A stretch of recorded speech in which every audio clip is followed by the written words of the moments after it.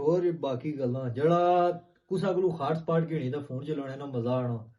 ओ कुसा चीजा ही नहीं मजा यार अपनों में पैकेज कदा लवेगी ना ओ एरा नून पीटीआई है ना एरा लुंडा नॉन पीटीआई नहीं वजह तू पैकेज ना लवाई सकना हजरात एक जरूरी लांस माज फरमाए माना नहीं रजा इलाही से वफात पा चुका है उसका नमाज जनाजा आज दिन के 2 बजे अदा किया जाएगा। ओहो ये तो बड़ा चंगा बंदा सी येरा बड़ा चंगा बंदा सी जी। ओहो येरा ये गल चंगी नहीं है चल जी चल उसने जनाजे भी जुड़ने हैं चलो चलो जनाजा परिशने हैं चलो क्या सोचे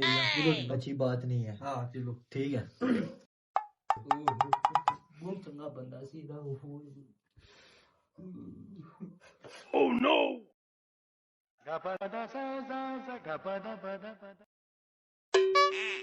बड़ा चंगा बंदा सी जी